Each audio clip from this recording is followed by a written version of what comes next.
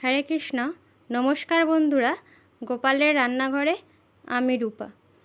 দেখো, আমাদের বাড়িতে অনেক সময় বিট গাজর এগুলো শুকিয়ে গেলে আমরা ফেলে দিই। ফেলে না দিয়ে এইভাবে চটপট নতুন একটি রেসিপি আমরা আজ বানিয়ে নেব।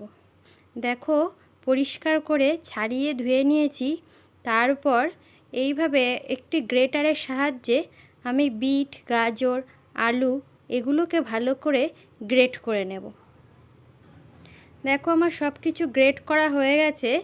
এখানে নিয়েছি একটু কাঁচা লঙ্কা, আদা, গাজর, বিট, আলু। এবার সব কিছু একসঙ্গে একটা পাত্রের মধ্যে নিয়ে নেব। এবার দেখো, এর মধ্যে আমি দিয়ে দিচ্ছি বেসন, দিয়ে দেব অল্প একটু হিং, দিয়ে দিচ্ছি কালো জিরে, আর দিয়ে দেব পরিমাণ মতো লবণ, দিয়ে দিচ্ছি একটু হলুদ গুঁড়ো। এবার সব কিছু একসঙ্গে হাতের সাহায্যে ভালো করে আমি মেখে নেব। দেখো, এদিকে কড়াইয়ে আমি তেল বসিয়ে দিয়েছি।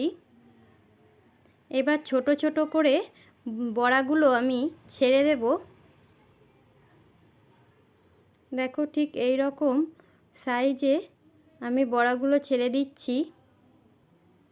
এবার আলতো করে একটু উল্টে পাল্টে দেব।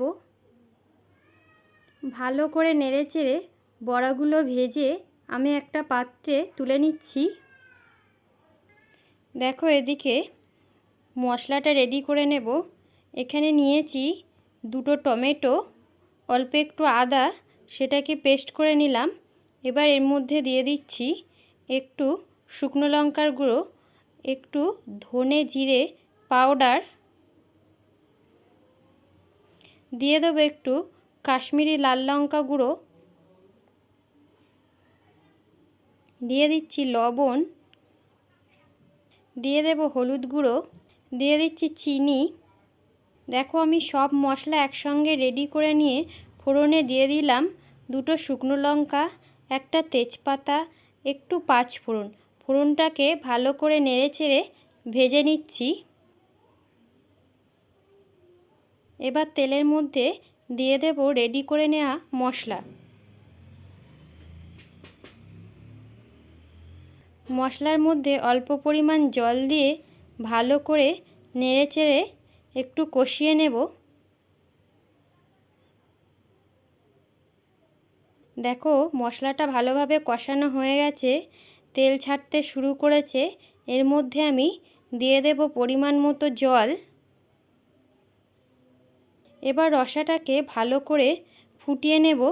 দেখো, রসাটা ভালোভাবে ফুটতে শুরু করেছে। এর মধ্যে একে একে বড়াগুলো আমি ছেড়ে দিচ্ছি।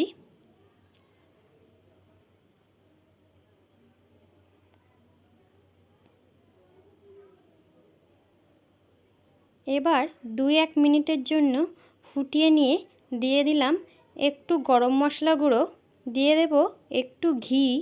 সম্পূর্ণ রেডি হয়ে গেছে আজকে বিট গাজর দিয়ে সুস্বাদু একটি রেসিপি। শুকনো বিট গাজর ফেলে না দিয়ে তোমরাও বাড়িতে চটজলদি এইভাবে এই রেসিপিটি বানিয়ে নিতে পারো। খেতে দুর্দান্ত। ভালো লাগলে অবশ্যই একটা লাইক করো, শেয়ার করো। হরে কৃষ্ণ।